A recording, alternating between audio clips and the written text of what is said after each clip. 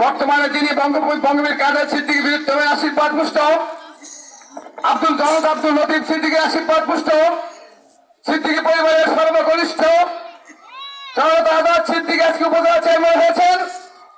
প্রিয় বন্ধু আমার, আমরা এই সখীপুরে থানা সচিবের নির্বাচন আসার সময় আমরা অনেকে বক্তব্য করেছেন, বলেছেন আমরা কালিয়াতি এবং সখীপুরে আমরা দুজন প্রার্থীকে বিজয়ী করতে পারবো, একজন হয়ে একজনকে করবো। আমরা জানেন গত নির্বাচনে, গত সংসদ নির্বাচনে বঙ্গবীর কাদের সিদ্দিকীর বিরুদ্ধে আপনাদের মধ্যে আসতে পারেন নাই। তারপর আপনারা বলেছেন বিভিন্ন জায়গায় ঘুরুক, আমরা তারপরে ফাঁস করবো। আপনারা কিন্তু এই মহানন্দপুর কেন্দ্রে আপনারা কিন্তু প্রথম হয়েছিলেন। ইঞ্জিনিয়ার করে আমরা যা করেছিলাম আমরা 800 উপরে ভোট পেয়েছিলাম। প্রিয় বন্ধু আমার, আজকে দিন এসেছে আপনারা থানা সচিবকে গামছা প্রতি 1টি করে ভোট 5 তারিখে দিবেন এবং বিজয়ের হাসি আমরা হারবো ইনশাল্লাহ।